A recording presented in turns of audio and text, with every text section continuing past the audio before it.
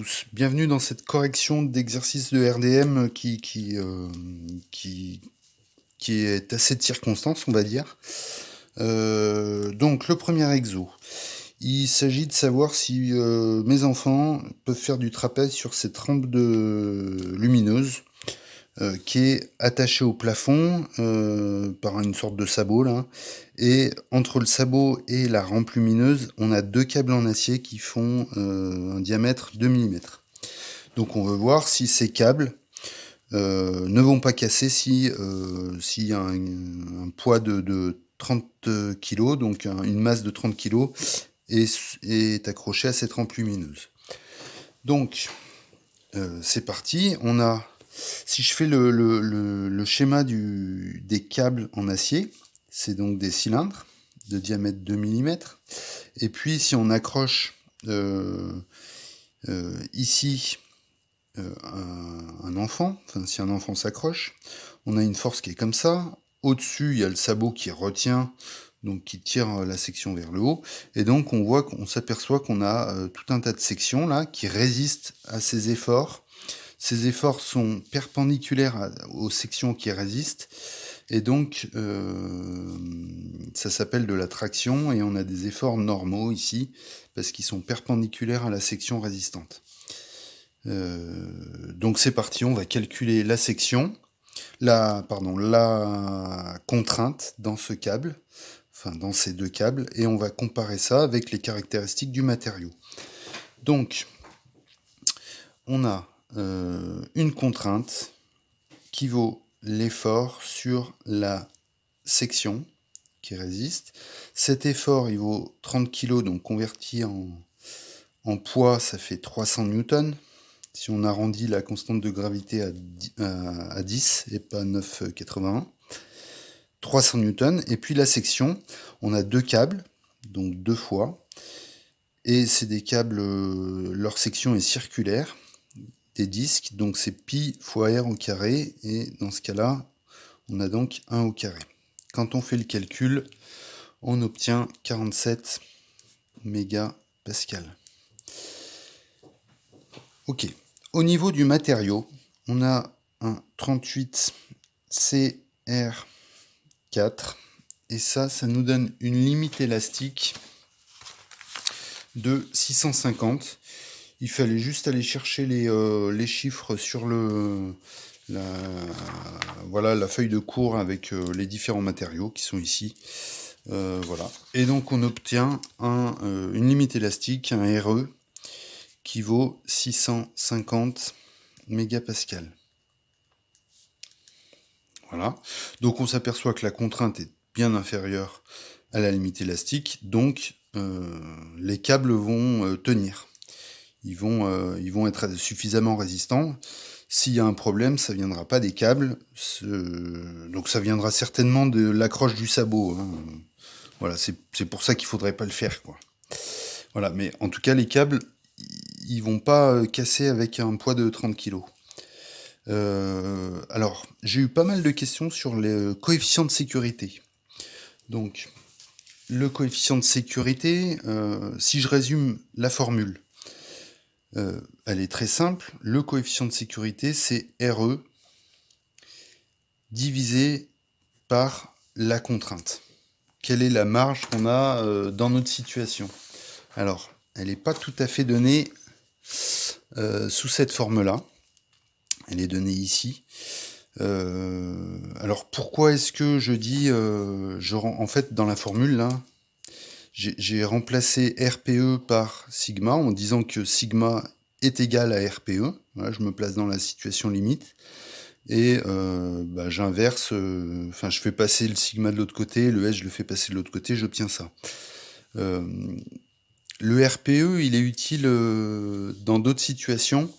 Dans ce cas-là, on prend directement la contrainte pour la comparer à la limite élastique. C'est quand on calcule pas la contrainte, quand on va pas jusqu'à calculer la contrainte et qu'on se dit juste, mon matériau c'est ça, je voudrais savoir mon coefficient de sécurité, je sais mon coefficient de sécurité, donc ça me dit que je ne dois pas utiliser ma pièce avec une contrainte qui soit supérieure à ce RPE. Voilà, donc c'est une démarche un peu différente. Dans un sens, quand on part du matériau pour aller vers l'utilisation en termes de contraintes, on utilise RPE. Quand on a la situation avec la contrainte de calculer et qu'on veut juste la comparer avec le matériau, on n'a pas besoin d'utiliser le RPE. On peut juste poser RE divisé par la contrainte. Voilà. Alors, ça c'est au niveau des formules, elle n'est pas très compliquée à utiliser. Peut-être c'est mieux d'avoir une courbe pour CD. Alors là, notre matériau, il nous dit que le RE, il est à 650. Et en dessous, on nous dit que la contrainte, elle vaut 47. Voilà. Alors, on pourrait se dire que finalement, la sécurité, c'est combien de mégapascales j'ai, donc c'est-à-dire j'en aurai à peu près 600. Voilà, je pourrais dire j'ai 600 mégapascales de marge, et ça pourrait être une manière de regarder la sécurité. Simplement, au niveau de la formule de la contrainte, on s'aperçoit d'une chose qui va nous dire pourquoi la formule elle est comme ça. Si on augmente 2 fois l'effort, si au lieu de mettre 30 kg, on met 60 kg, donc 600 newtons, on voit que la section ne va pas changer, du coup la contrainte va être multipliée par 2. Donc la contrainte, elle va être multipliée par 2, elle va venir ici. Et donc la logique de ce coefficient de sécurité, c'est de se dire de combien de fois est-ce que je peux multiplier cet effort avant d'arriver à la limite du matériau. Donc c'est vraiment ça. Est-ce que je peux mettre 2 efforts, enfin 3 fois l'effort, 4 fois l'effort, 5 fois l'effort, avant d'arriver aux limites du matériau? C'est ça la logique. C'est pour ça qu'on a une multiplication entre... enfin, c'est pas un truc additif, c'est un truc multiplicatif, ce coefficient de sécurité. Voilà. Et donc, quand on fait le calcul, ici, on s'aperçoit que ce coefficient de sécurité, il vaut 13,8. Donc c'est 650 divisé par 47. Voilà, donc on est large. Mes enfants peuvent s'amuser avec ces câbles de millimètres. Voilà. Voilà. Je vais maintenant corriger le deuxième exo. Alors, on a une situation un peu particulière, c'est plus du bâtiment, mais ça n'empêche pas de faire des calculs, notamment, donc j'ai choisi de vous faire calculer la résistance de ces vis qui tiennent une équerre, qui elle-même, donc cette équerre, tient une poutre. Donc la poutre, par ailleurs, elle a un poids, elle supporte des choses, donc elle a envie de descendre. Elle veut entraîner dans sa descente l'équerre. Et ce qui retient l'équerre, c'est le fait qu'il y ait des vis qui sont fixées dans le renfort de solive et du coup dans la solive. Donc si on fait un schéma de ce qui se passe, on a une vis, la tête de vis ici, on a l'équerre.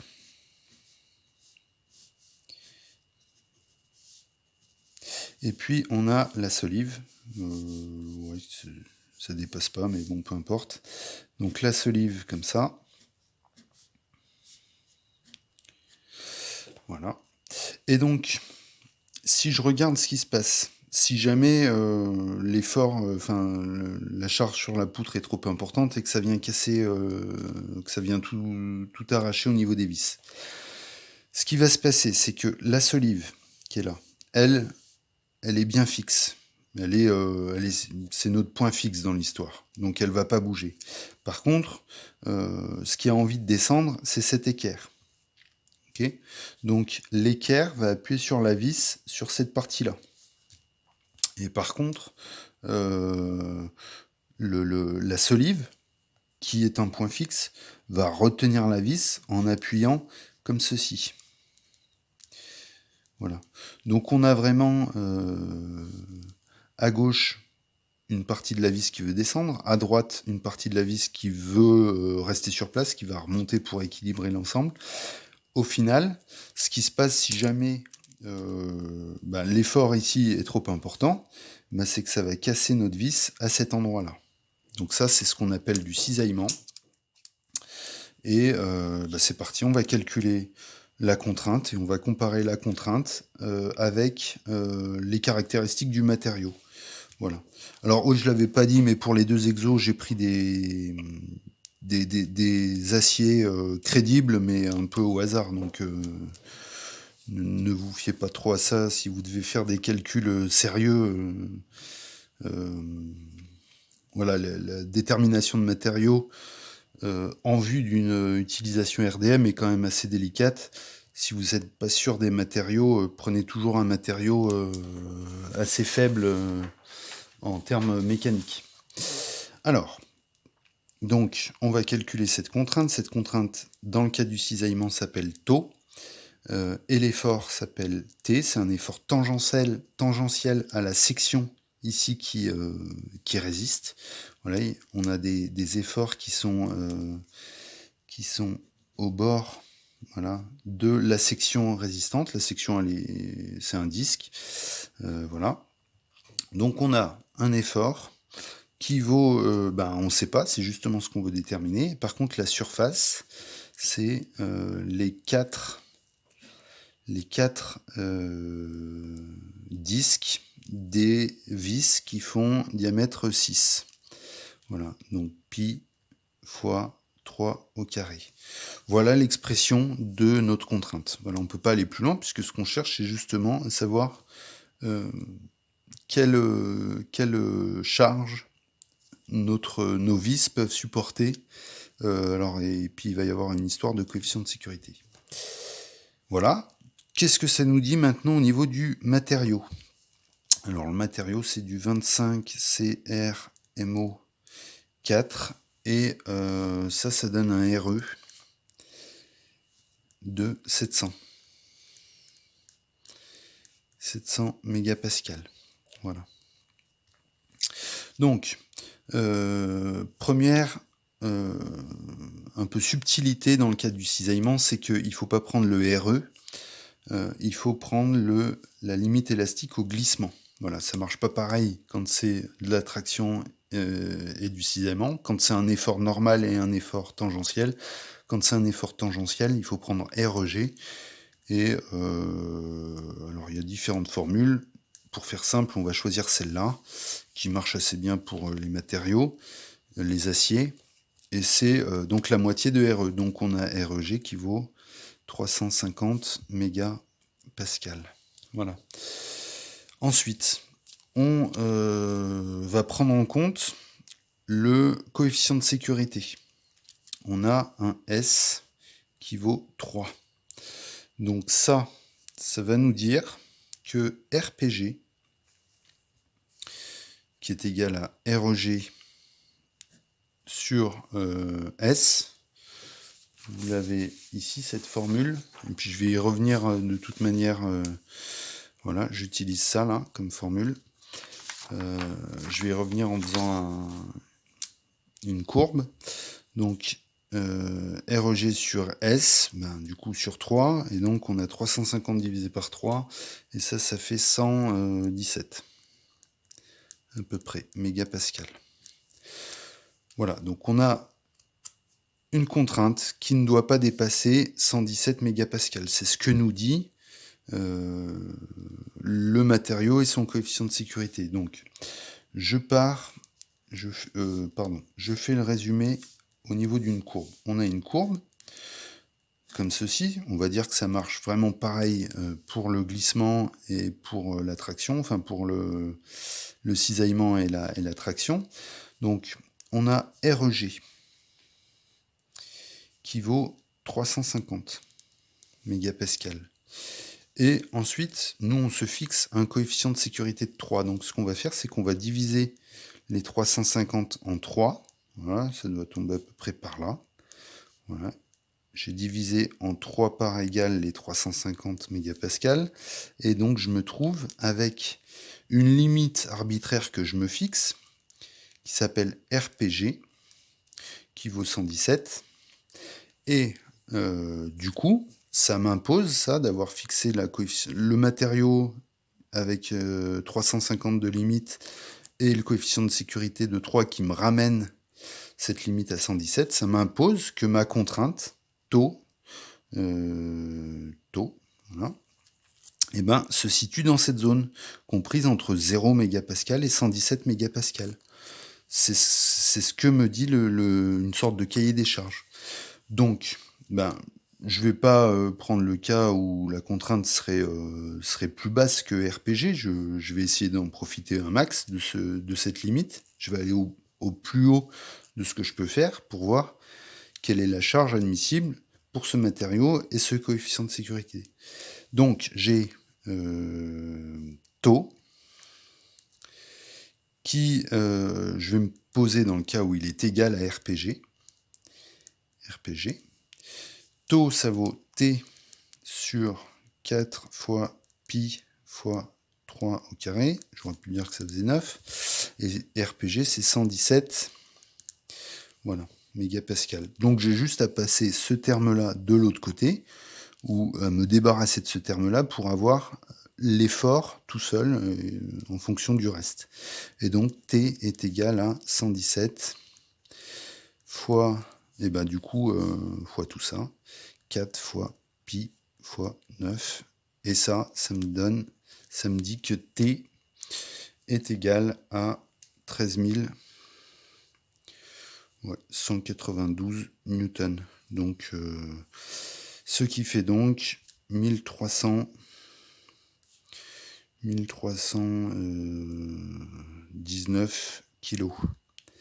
Voilà, je peux mettre 1319 kilos, donc ben, ça me dit que c'est un peu limite pour aller mettre une cloison de peut-être 500 kilos dessus. Voilà. Voilà ce que me dit cette résolution de problème. Merci beaucoup.